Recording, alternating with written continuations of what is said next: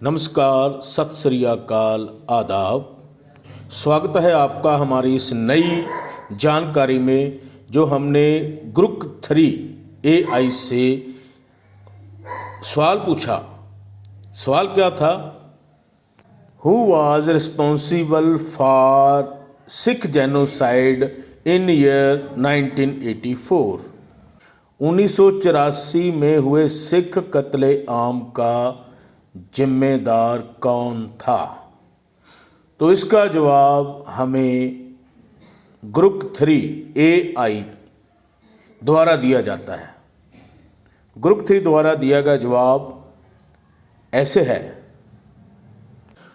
1984 का सिख नरसंहार, जिसे अक्सर सिख विरोधी दंगे के रूप में जाना जाता है, भारत में 31 अक्टूबर 1984 को प्रधानमंत्री इंदिरा गांधी की उनके सिख अंगरक्षकों द्वारा हत्या के बाद हुआ था।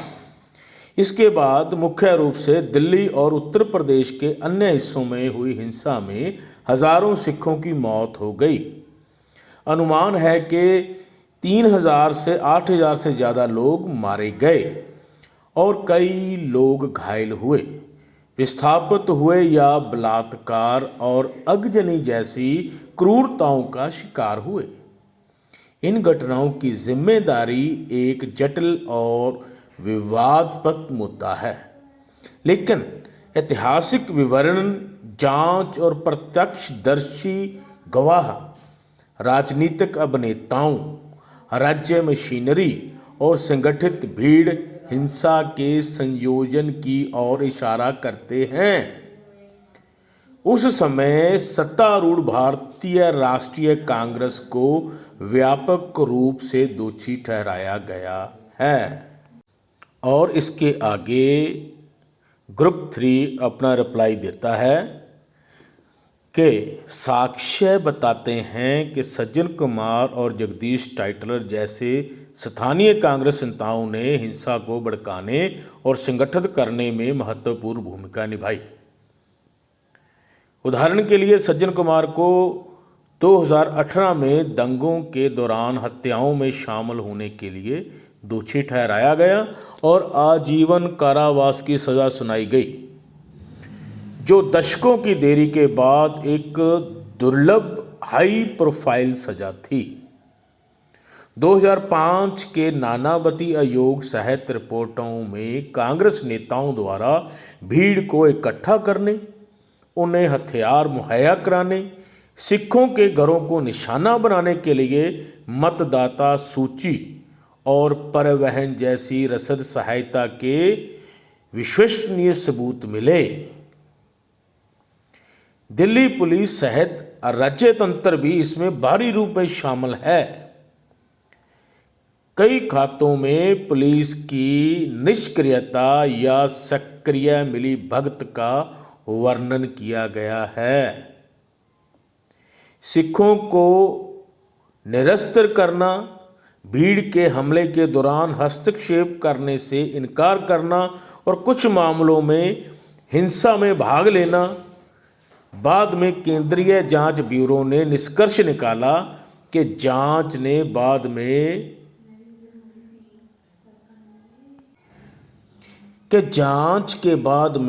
निष्कर्ष निकाला कि हिंसा पुलिस और कुछ केंद्रीय सरकारी अधिकारियों के समर्थन से आयोजित की गई थी। दिल्ली के पास तैनात होने के बावजूद सेना को कई दिनों तक तैनात नहीं किया गया, जिससे हत्याएं बेरोक टोक जारी रहीं, जिससे उच्च स्तर पर जानबूझकर लापरवाही की अटकलों को बल मिला। राष्ट्रीय स्तर पर राजीव गांधी के नेतृत्व में सरकार की प्रतिक्रिया, जो अपनी मां के बाद प्रधानमंत्री बने, की आलोचना की गई है। उनके कुख्यात कथन, जब कोई बड़ा पेड़ गिरता है तो धरती हिलती है, को कई लोगों ने हिंसा के मौन औचित्य के रूप में व्याख्यात किया, जबकि इस बात का कोई प्रत्यक्ष प्रमाण नहीं है कि राजीव गांधी ने हमलों का आदेश दिया था। हिंसा को रोकने के लिए त्वरित कार्रवाई की कमी और आरोपी नेताओं की बाद में सुरक्षा, संस्थागत कवर या उदासीनता का संकेत देती है। कई आयोगों जैसे मिश्रा, जैन बनर्जी और नानावती आयोगों ने साक्ष्य दमन और राजनीतिक हस्तक्षेप के आरोपों के साथ जवाबदेही की विफलताओं को उजागर किया। हिंसा स्वस्वभृत नहीं थी बल्कि व्यवस्थित थी, जिसमें सिख समुदायों को सटीक रूप से लक्षित किया गया था, जिसके कारण सिख समूहों और कुछ अंतर्राष्ट्रीय निकायों सहित कई लोगों ने इसे केवल दंगों के बजाय नरसंहार, जेनोसाइड के रूप में वर्गीकृत किया है। अकाल तख्त के जथेदारों ने 2010 में इसे नरसंहार घोषित किया और कैलिफोर्निया और ओंटारियो जैसे क्षेत्रों ने इसे इस तरह से मान्यता देने वाले प्रस्ताव पारित किए हैं।